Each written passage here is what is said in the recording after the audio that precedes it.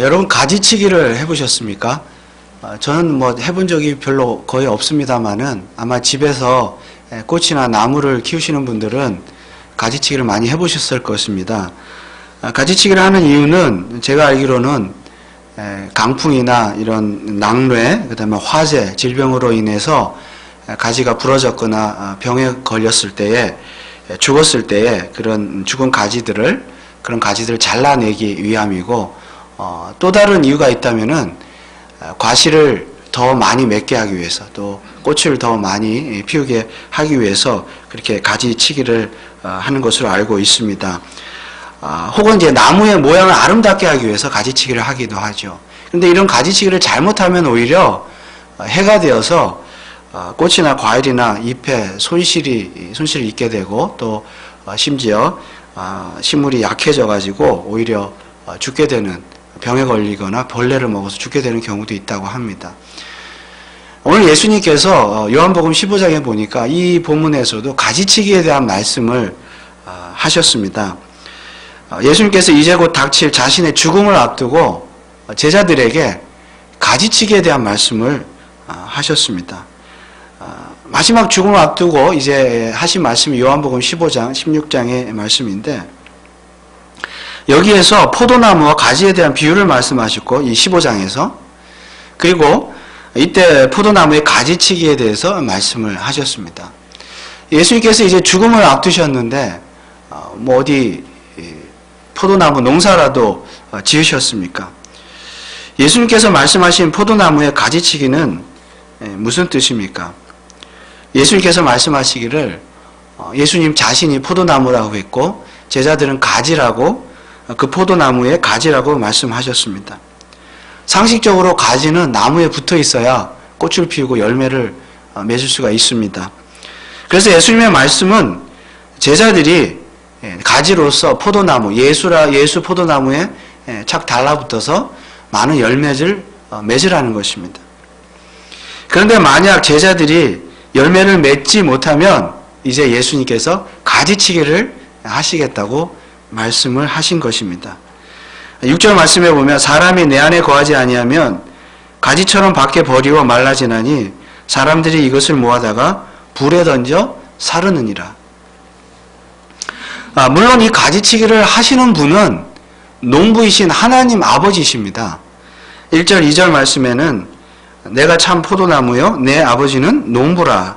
물은 내게 있어 과실을 맺지 아니하는 가지는 아버지께서 이를 제해 버리시고 무릇 과실을 맺는 가지는 더 과실을 맺게 하려 하여 이를 깨끗게 하시느니라. 아버지께서 가지치기를 하십니다. 하나님께서.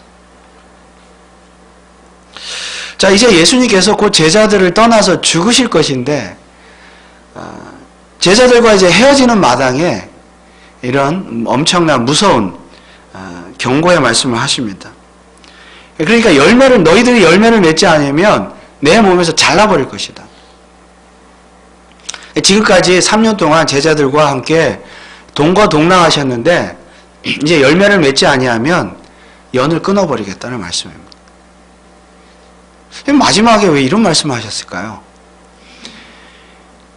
이 연을 끊어버리는 것이 나는 것이 단지 연을 끊어버리는 정도가 아니라 사람들이 그 가지를 모아다가 불에 던져 사른다고 했죠. 이 말씀은 농부이신 하나님의 영원한 지옥 심판을 말씀하는 것입니다.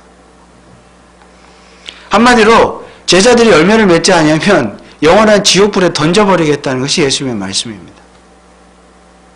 마지막 헤어지기 전에 하신 말씀치고는 굉장히 무서운 말씀입니다. 그래서 제자들이 가지치기를 당하지 않으려면 뭘 하라는 거예요? 열매를 많이 맺으라는 것입니다. 8절에 보니까 너희가 과실을 많이 맺으면 내 아버지께서 영광을 받으실 것이요 너희가 내 제자가 되리라. 오늘 예수님의 이 말씀은 저와 여러분들에게도 동일하게 주어지는 말씀인 줄 믿습니다. 과실을 많이 맺어라. 제자로서, 나의 제자로서 열매를 많이 맺어라. 그런데 열매를 많이 맺지 아니하면 너희들도 가지치기를 당할 것이다. 그러므로 오늘 우리들도, 저와 여러분들도 열매를 맺지 않으면 가지치기를 당할 수도 있다는 경각심을 가져야 됩니다. 정말 가지치기를 당할 수도 있습니다.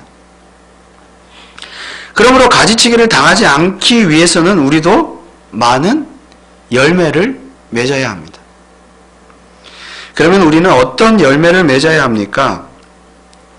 9절에서 10절 말씀에 아버지께서 나를 사랑하신 것 같이 나도 너희를 사랑하였으니 나의 사랑 안에 거하라. 내가 아버지의 계명을 지켜 그의 사랑 안에 거하는 것 같이 너희도 내 계명을 지키면 내 사랑 안에 거하리라. 12절 말씀에도 내 계명은 곧 내가 너희를 사랑한 것 같이 너희도 서로 사랑하라 하는 이것이니라. 우리가 맺어야 될 열매는 결국 무엇입니까? 사랑의 열매인 줄 믿습니다. 사랑의 열매를 많이 맺으라는 것이죠. 예수님께서.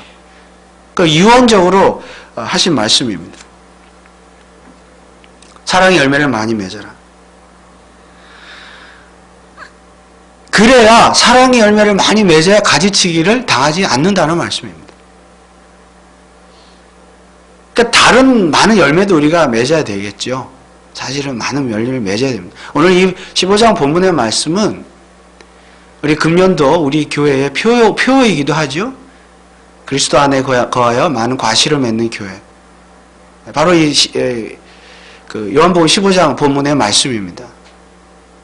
우리 교회가 많은 열매를 맺어야 되겠지만은 특별히 이제 또 이번 달 이제 2주년 앞두고 우리가 많은 열매를 맺어야 되겠지만 특별히 사랑의 열매를 많이 맺어야 되는 줄 믿습니다. 그렇게 많은 이 열매를 특별히 많이 맺을 때에 우리는 가지치기를 안 당한다는 것이죠. 또 우리 교회 표처럼 사랑의 열매 많이 맺을 수 있기를 주님의 이름으로 축원을 드립니다. 이것은 죽음을 앞둔 예수님의 유언이었습니다. 제자들아, 내가 너희를 사랑한 것 같이 너희도 서로 사랑하라.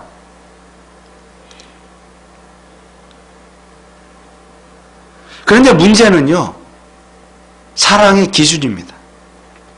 과연 우리는 어느 정도로 사랑해야 합니까? 13절, 15절 말씀해 보면 사람이 친구를 위하여 자기 목숨을 버리면 이에서 더 큰 사랑이 없나니 너희가 나의 명하는 대로 행하면 곧 나의 친구라. 이제부터는 너희를 종이라 하지 아니하리니 종은 주인이 하는 것을 알지 못함이라. 너희를 친구라 하였노니 내가 내 아버지께 들은 것을 다 너희에게 알게 하였음이니라.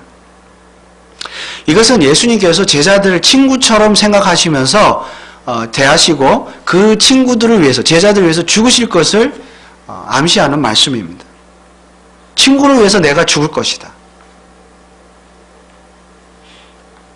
그렇습니다. 사실 우리 모두는 하나님 앞에서 무익한 종과 같은 존재들이었지만 하나님께서 저와 여러분들을 친구처럼 삼으셔서 대해주셔서 우리의 죄를 대신하여 십자가에서 죽으셨습니다. 로마서 5장 6절에서 8절 말씀해 보면 우리가 아직 연약할 때에 기약대로 그리스도께서 경건치 않은 자를 위하여 죽으셨도다.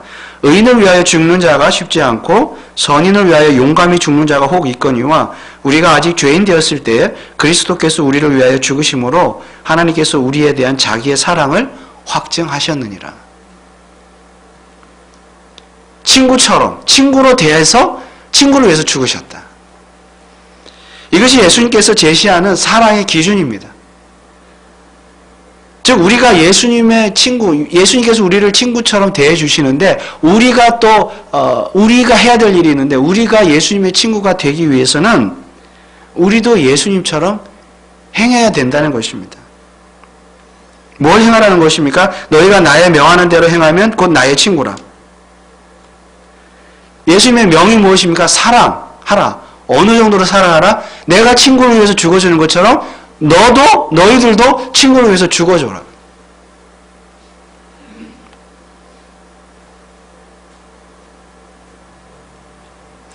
그러니까 친구를 위해서, 너희들의 친구를 위해서 너희도 목숨을 버리라는 것이 예수님의 명령입니다. 그리고 그것이 우리가 행해야 될 사랑의 기준입니다. 그래서 우리는 늘 고민을 합니다. 사랑은 할 수는 있겠는데 과연 친구를 위해서 목숨을 버릴 수 있을까? 그 정도로 사랑할 수 있을까? 우리는 정말 종종 뉴스를 통해서 어떤 사고나 사건을 당했을 때 타인의 목숨을 구하기 위해서 자기 목숨을 이렇게 헌신하는, 희생하는 그런 사람들의 이야기를 종종 듣게 됩니다. 자신의 가족이나 친구도 아닌데도 전혀 모르는 사람들일지라도 그들의 생명을 구하기 위해서 자기 목숨을 버리는 사람들은 정말 이 시대에 진정한 영웅들일 것입니다. 그런데 예수님은 오늘 저와 여러분들에게 사랑을 하려면 그 정도 수준으로 사랑하라고 말씀하십니다. 그래서 고민입니다. 웬만한 사랑은 좀 하겠는데 생명까지 내어줄 정도의 사랑은 조금 곤란한 것 같습니다. 자, 그렇다면 목숨을, 친구를 위해서 목숨을 내어줄 정도의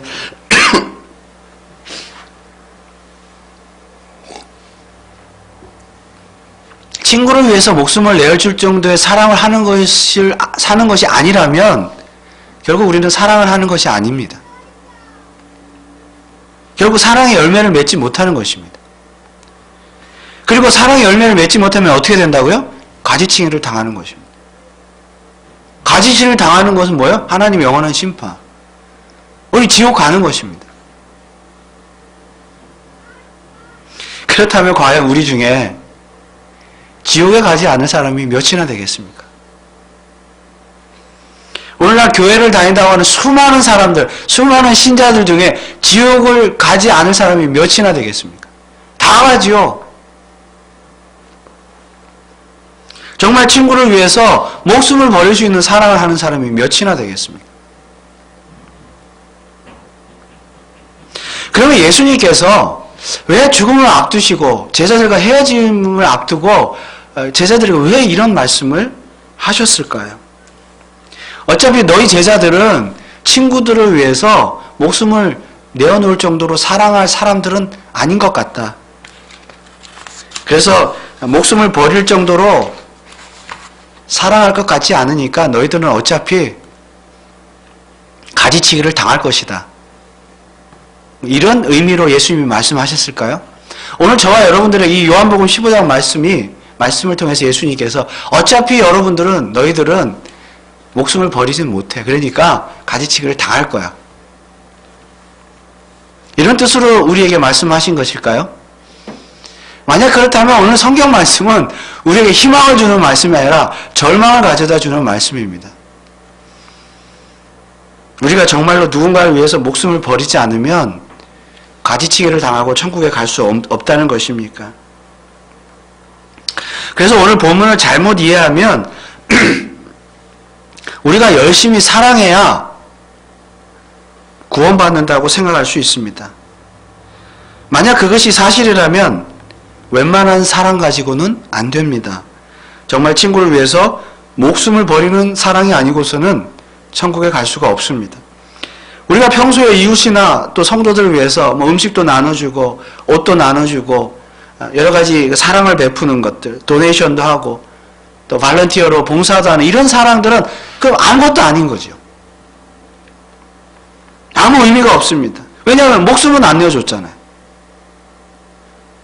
목숨까지도 내어줘야 된다고 그러잖아요. 예수님. 그래서 어차피 목숨을 내어주는 사랑이 아니라면 가지치기를 당한다는 것이죠. 그러면 도대체 뭘 어떻게 하라는 것입니까? 우리가 사랑을 하라는 것입니까? 하지 말라는 것입니까? 오늘 본문의 말씀은 우리가 사랑을 해야 가지치기를 당하지 않는다, 구원을 받는다 그런 말씀이 아니라 우리가 이미 구원을 받았기 때문에 마땅히 사랑해야 한다는 말씀입니다. 즉 가지치기를 당하지 않기 위해서 사랑하는 것이 아니라 우리는 이미 예수라는 포도나무에 찰싹 붙어있는 가지이기 때문에 어떠한 일이 있어도 가지치기를 당할 일은 없기 때문에 사랑하라는 것입니다. 3절 말씀에 보면 너희는 내가 일러준 말로 이미 깨끗해졌으니 이미 깨끗해졌다. 여기 깨끗해졌다는 말은 죄인들이 죄 사함을 받아 하나님의 거룩한 자녀로, 이미 거룩한 자녀로 거듭났다는 말씀입니다. 중생했다는 것이에요.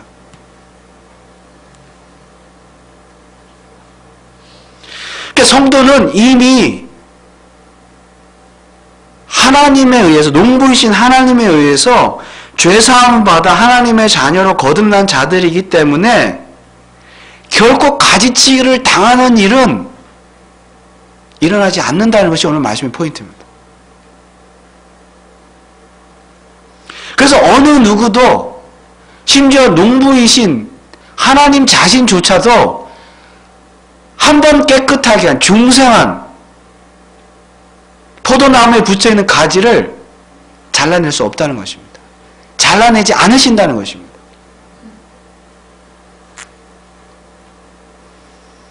그러면 성도는 무엇을 통하여 거듭났습니까?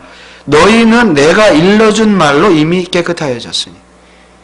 내가 일러준 말, 예수 그리스도의 말씀, 예수 그리스도의 복음, 그 복음의 말씀의 씨앗이 사람들의 심령 속에 씨로 뿌려질 때 그 씨앗이 열매를 맺어서 하나님의 능력으로, 성령의 능력으로 그 죄인이 의인으로, 하나님의 자녀로 완전히 중생하고 거듭나고 깨끗하게 되어진 줄 믿으시기 바랍니다. 하나님의 말씀으로, 예수 그리스도의 말씀으로. 그래서 우리는 예수 그리스도의 말씀으로 거듭난 것이에요. 베드로전서 1장 23절에 보면 너희가 거듭난 것이 썩어질 씨로 된 것이 아니요 썩지 아니할 씨로 된 것이니 하나님의 살아있고 항상 있는 말씀으로 되었느니라.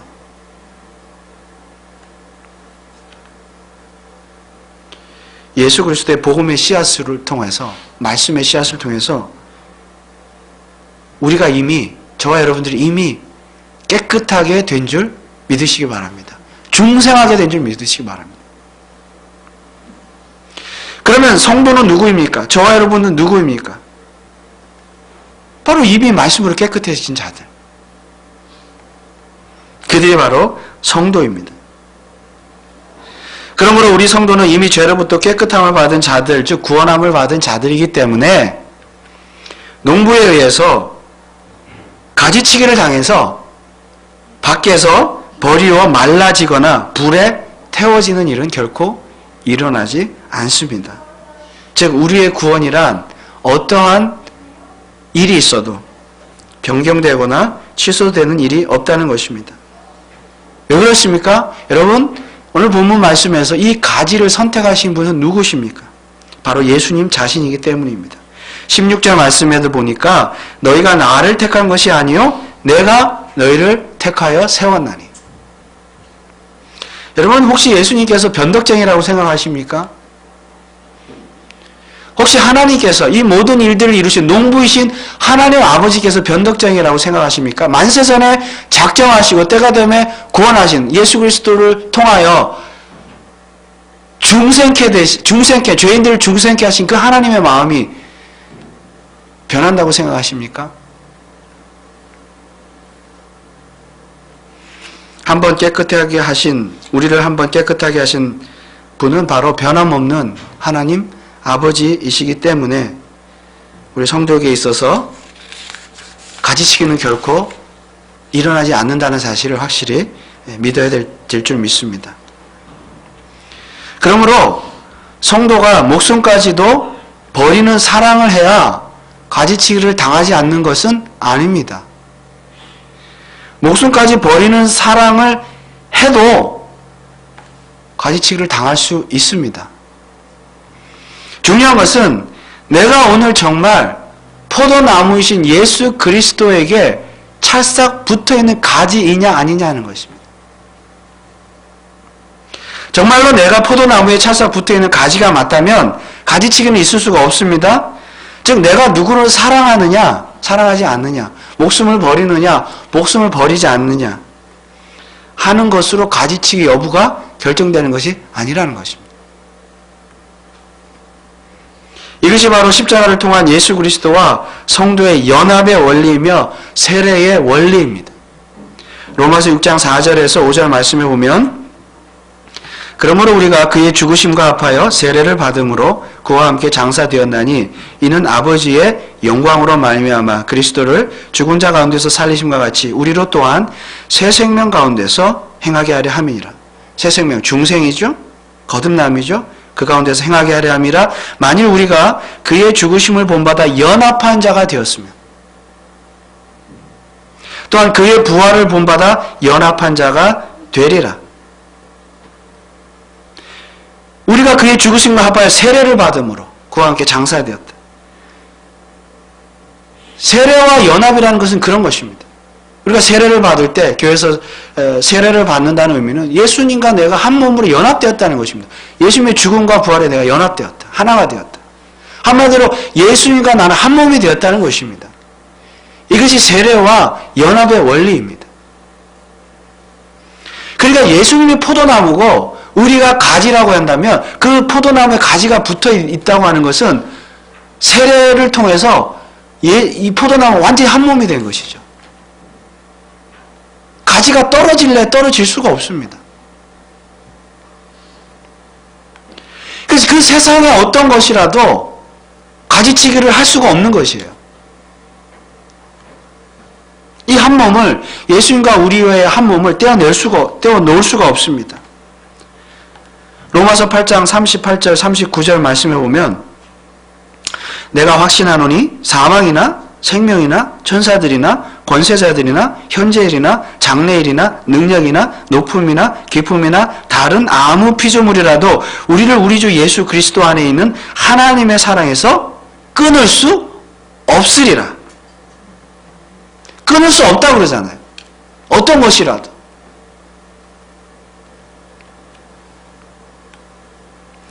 그래서 성도의 가지치기는 결국 일어나지 않습니다. 우리의 행위로 구원이 이루어지고 말고 그런 것이 아니라는 것이에요. 왜냐하면 가지와 포도나무는 한 몸인데 만약에 가지치기가 가능하다면 포도나무도 가지치기가 되는 것이죠. 그렇죠? 그럼 예수님도 가지치기가 되는 거예요. 예수님 자신이. 그런 일은 있을 수가 없는 것이잖아요.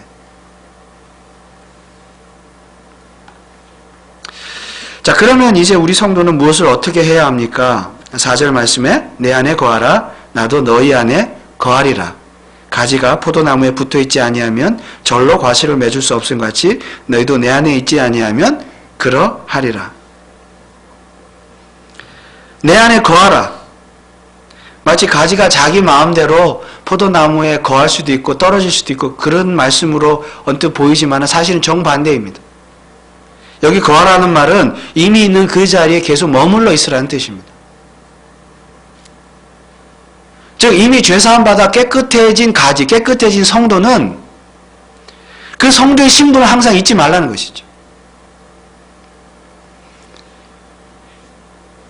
그리고 예수 그리스도께서 나를 위해서 목숨까지도 버리신 그 십자가의 사랑, 그 사랑 때문에 내가 깨끗하게 되어졌음을 항상 잊지 말라는 말씀입니다. 내 안에 거하라. 머물러 있으라.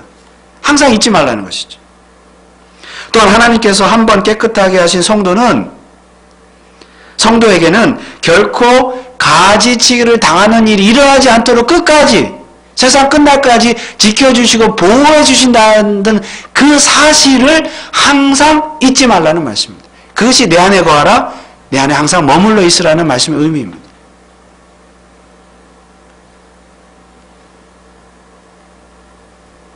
이런 사실들을 날마다 기억하는 것, 날마다 묵상하는 것, 날마다 감사하는 것. 이것이 예수 안에 거하는 것입니다. 자, 그렇다면 이제 답이 나왔습니다. 누가 친구로 살아갈 수 있습니까? 그렇게 날마다 포도나무이신 예수님 안에 머물러 있는 자가 친구로 사랑할 수 있습니다. 이 사랑이 친구를 위해서 목숨까지도 버리는 사랑이면 좋겠지만 설령 그렇지 못한다 할지라도 우리가 천국에 이르는 데는 아무런 문제가 없습니다. 우리는 이미 깨끗해진 자로서 그저 내가 할 수 있는 한 친구를 사랑해야 하며 또한 이웃을 사랑할 뿐입니다. 그리고 그럴 때에 정말로 친구를 위해서 목숨을 버릴 수도 있는 것입니다.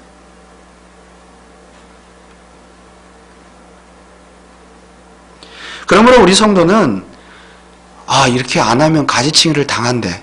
가지치기를 당하지 않기 위해서 사랑하는 것이 아니라 우리는 이미 예수님과 한 몸이 되었기 때문에 포도나무에 붙어있는 가지로서 한 몸이기 때문에 사랑할 수밖에 없는 것입니다. 왜냐하면 포도나무에 계속 붙어있는 한 포도나무로부터 뿌리로부터 영양분을 공급받기 때문입니다. 예수님의 그 십자가의 사랑을 날마다 깨닫기 때문입니다. 그래서 오늘 우리 성도들에게 있어서 사랑이란 구원의 조건이 아니라 구원의 결과입니다. 열매입니다. 우리 개혁주의에서는 인간의 행위를, 인간의 선행을, 사랑을 구원을 얻기 위한 도구로 절대 수단으로 생각하지 않습니다. 구원받은 백성들의 마땅한 열매입니다. 언제 열매를 맺을 수 있어요? 그리스도 안에 거할 때.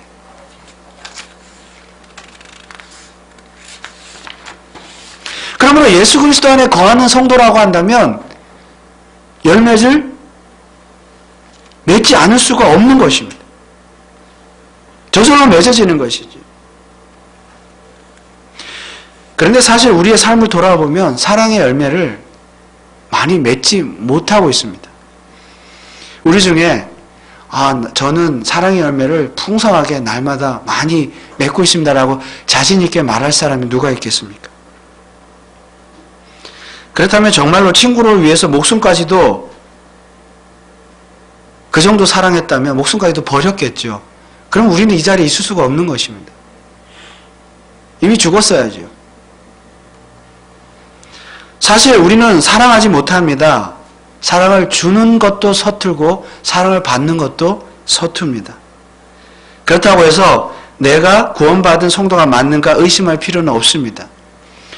다시 4절 말씀을 보면 내 안에 거하라 나도 너희 안에 거하리라 가지가 포도나무에 붙어있지 아니하면 절로 과실을 맺을 수 없음 같이 너희도 내 안에 있지 아니하면 그러하리라. 여기서 절로라는 말씀이 있죠. 절로라는 말. 절로는 자기 스스로라는 뜻입니다. 가지가 포도나무에 붙어있지 않는 한 열매를 맺지 못하는 것은 당연한 일입니다. 그러다면 반대로 말하면 가지가 포도나무에 붙어있는 한은 열매를 맺는다는 것입니다. 어떻게 열매를 맺어요? 절로. 자기 스스로.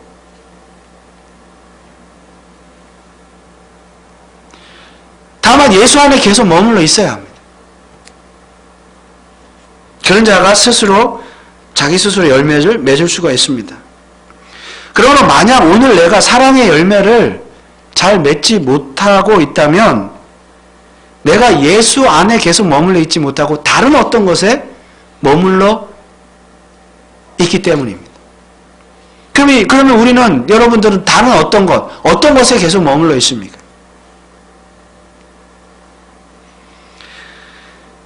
(7절) 말씀에 보면 너희가 내 안에 거하고 내 말이 너희 안에 거하면 무엇이든지 원하는 대로 구하라 그리하면 이루리라. 우리가 포도나무이신 예수 안에 거한다는 것은 예수님의 말씀이 곧 내 안에 거한다는 말씀이기도 합니다. 내가 예수 안에 거하는 것은 예수님이 또 내 안에 거하시는 것인데 예수님의 말씀이 내 안에 거하는 것입니다. 그러므로 내가 사랑의 열매를 맺지 못한다는 것은 그 원인은 무엇입니까? 예수님의 말씀이 내 안에 거하지 않기 때문입니다. 그 사랑의 열매를 맺지 못하는 것은 예수님의 말씀이 내 안에 있지 않다는 증거입니다. 그러므로 결국 우리가 정말로 사랑의 열매를 맺을 수 있는 것은 예수님의 말씀이 내 안에 풍성히 거하게 해야 됩니다. 예수님의 말씀, 하나님 말씀, 즉 성경 말씀이죠. 이 성경 말씀이 내 안에서 늘 풍성하게 살아있도록 그렇게 내가 힘쓰고 애써야 사랑의 열매를 맺을 수 있습니다. 사랑해야지 잘 안 되지요. 사랑하는데 미워할 수밖에 없고 증오할 수밖에 없고